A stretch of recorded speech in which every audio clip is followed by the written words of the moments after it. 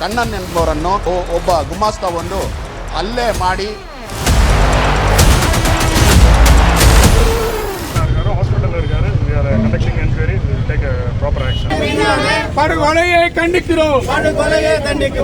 ನಮ್ಮ central government ಮತ್ತೆ state government ಸೇರಿ ಅಡ್ವೊಕೇಟ್ಸ್ ಪ್ರೊಟೆಕ್ಷನ್ ಆಕ್ಟ್ ನ ತಂದು ಕೊಡಬೇಕು. ನ್ಯಾಯಾಲಯದಲ್ಲಿ ಯಾರೇ ಬಂದರೂ ಸಹ ಅವರ ಐಡಿಯನ್ನು ಚೆಕ್ ಮಾಡಿ ಒಳಗಡೆ ಬಿಡ್ತಕ್ಕಂಥ ವ್ಯವಸ್ಥೆಯನ್ನು ಎಲ್ಲ ನ್ಯಾಯಾಲಯಗಳು ದೇಶಾದ್ಯಂತ ಕಲ್ಪಿಸಬೇಕು.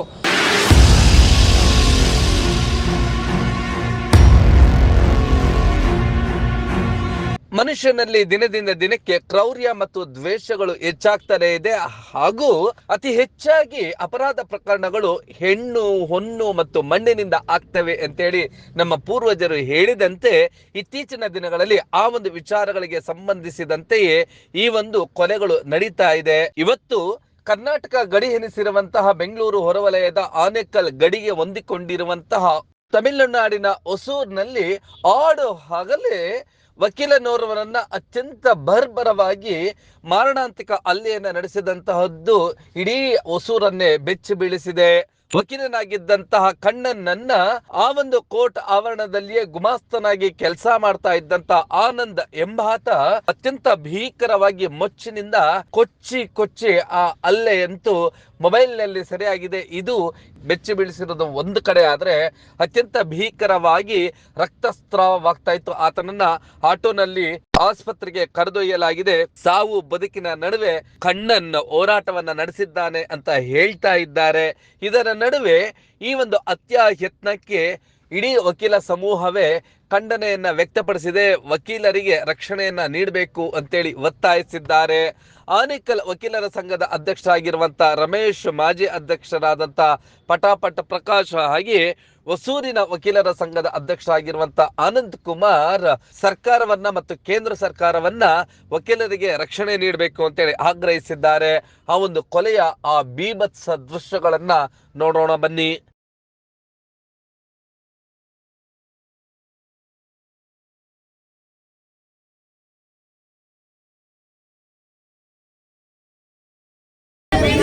படுகொலையை கண்டிக்கிறோம். தமிழக அரசு காவல்துறையை நிறைவேற்று நிறைவேற்று நிறைவேற்று நிறைவேற்று வழக்கறிஞர் மீதான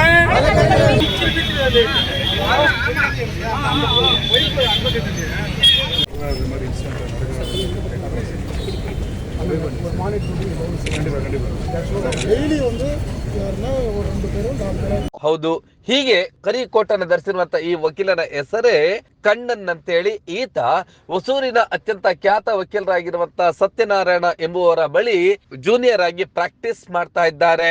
ಹಾಗೆ ಇದೇ ವಕೀಲರ ಬಳಿ ಮತ್ತೋರ್ವ ಮಹಿಳೆಯು ಕೂಡ ಪ್ರಾಕ್ಟೀಸ್ ಮಾಡ್ತಾ ಇದ್ದಾರಂತೆ. ಇವರ ನಡುವೆ ಸ್ನೇಹ ಸಲುಗೆಯಾಗಿ ಇವರ ನಡುವೆ ಅನೈತಿಕ ಸಂಬಂಧವಿದೆ ಅಂತ ಈಗ ಮಾರಣಾಂತಿಕವಾಗಿ ಹಲ್ಲೆ ನಡೆಸಿರುವಂತ ಆನಂದ್ ಆರೋಪಿಸಿದ್ದಾನೆ ಮತ್ತು ಪೊಲೀಸರಿಗೆ ಹೇಳಿಕೆಯನ್ನ ನೀಡಿದ್ದಾರೆ. ಇವರಿಬ್ಬರ ನಡುವಿನ ಆ ಒಂದು ಅನೈತಿಕ ಸಂಬಂಧಕ್ಕೆ ರೋಸಿ ಹೋಗಿ ಈಗ ಈ ಒಂದು ಮಾರಣಾಂತಿಕ ಹಲ್ಲೆಯನ್ನ ನಡೆಸಿದ್ದಾನೆ ಅಂತ ಹೇಳಲಾಗ್ತಾ ಇದೆ.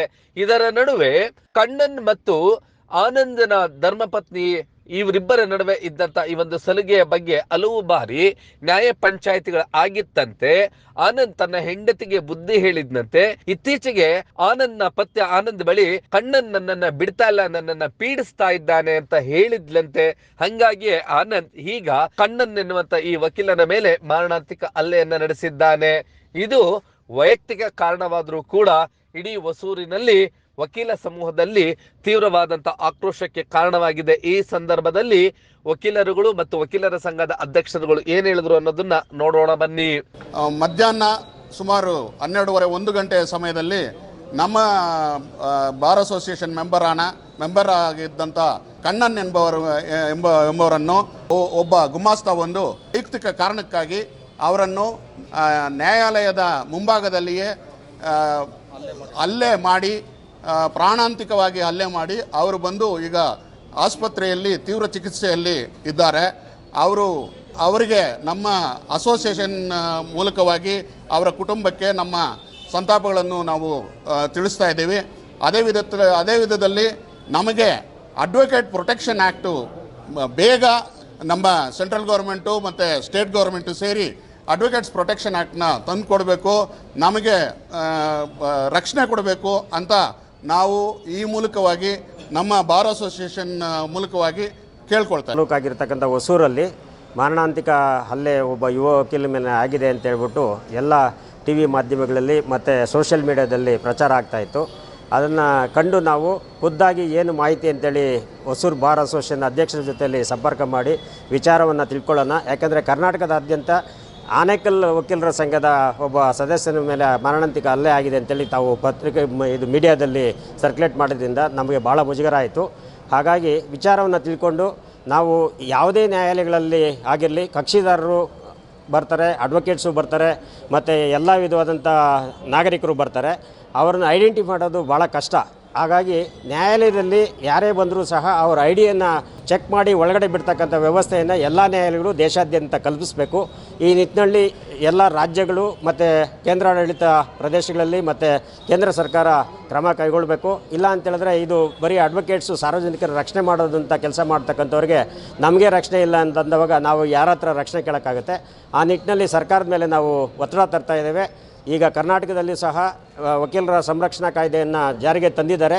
ಅದನ್ನು ಇಂಪ್ಲಿಮೆಂಟೇಷನ್ ಮಾಡ್ದಂಗೆ ದೇಶಾದ್ಯಂತ ಸಹ ವಕೀಲರ ಸಂರಕ್ಷಣಾ ಕಾಯ್ದೆಯನ್ನು ತಂದು ವಕೀಲರಿಗೆ ಈ ರೀತಿಯಾದಂಥ ಮಾರಣಾಂತಿಕ ಹಲ್ಲೆಗಳಾದವಾಗ ಸರ್ಕಾರ ಸರಿಯಾದ ನಿಟ್ಟಿನಲ್ಲಿ ಕ್ರಮ ಕೈಗೊಳ್ಳಬೇಕು. ಇನ್ನು ಘಟನೆಗೆ ಸಂಬಂಧಿಸಿ ಹಿರಿಯ ಪೊಲೀಸ್ ಅಧಿಕಾರಿಯೋರ್ವರು ಪ್ರಕರಣವನ್ನ ದಾಖಲಿಸಿಕೊಂಡಿದ್ದೇವೆ, ಆನಂದ್ನನ್ನ ವಶಕ್ಕೆ ತೆಗೆದುಕೊಂಡು ವಿಚಾರಣೆ ನಡೆಸ್ತಾ ಇದ್ದೇವೆ ಅಂತ ಹೇಳಿ ತಿಳಿಸಿದ್ದಾರೆ.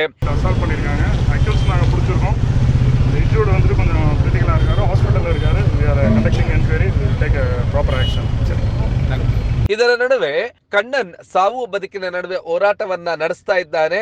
ಯಾವುದೇ ಕ್ಷಣದಲ್ಲಿ ಅಧಿಕೃತವಾಗಿ ಇವರ ಹೆಲ್ತ್ ಬುಲೆಟಿನ್ ಅಂದ್ರೆ ಕಾವೇರಿ ಆಸ್ಪತ್ರೆಯಲ್ಲಿ ಚಿಕಿತ್ಸೆಯನ್ನ ಪಡಿತಾ ಇರೋದು ಹೆಲ್ತ್ ಬುಲೆಟಿನ್ ಪ್ರಕಟವಾಗಬಹುದು. ಹಾಗಾಗಿ ಇಡೀ ಹೊಸೂರಿನಾದ್ಯಂತ ಪೊಲೀಸ್ನ ಬಿಗಿ ಬಂದೋಬಸ್ತನ್ನ ಏರ್ಪಡಿಸಿದ್ದಾರೆ. ಸಾವು ಬದುಕಿನ ನಡುವೆ ಹೋರಾಟವನ್ನು ನಡೆಸ್ತಾ ಇರ್ತಕ್ಕಂಥ ಕಣ್ಣನ್ ಬದುಕುಳಿತಾರ ಇಲ್ಲವೇ ಕೊನೆ ಉಸಿರೆಳಿತಾರ ಎನ್ನುವಂಥದ್ದು ತೀವ್ರ ಕುತೂಹಲವನ್ನ ಕೆರಳಿಸಿದೆ. ಕೆಲ ಮೂಲಗಳ ಪ್ರಕಾರ ಈಗಾಗಲೇ ಸಾವನ್ನಪ್ಪಿದ್ದಾರೆ ಅಂತ ಹೇಳ್ತಾ ಇದ್ದಾರೆ. ಇದನ್ನ ವೈದ್ಯರಷ್ಟೇ ಖಚಿತಪಡಿಸಬೇಕಾಗಿದೆ. ಹಾಗಾಗಿಯೇ ಹೊಸೂರಿನಾದ್ಯಂತ ಪೊಲೀಸ್ ಬಿಗಿ ಬಂದೋಬಸ್ತನ್ನ ಏರ್ಪಡಿಸಿದ್ದಾರೆ. ಅದೇನೇ ಇರ್ಲಿ, ಹೆಣ್ಣು ಹೊಣ್ಣು ಮಣ್ಣಿಗಾಗಿಯೇ ಈ ಒಂದು ಕೊಲೆಗಳು ನಡೀತಾ ಇರ್ತಕ್ಕಂಥದ್ದು ನಾಗರಿಕ ಸಮಾಜ ತಲೆ ತಗ್ಗಿಸುವಂಥದ್ದೇ ಸರಿ.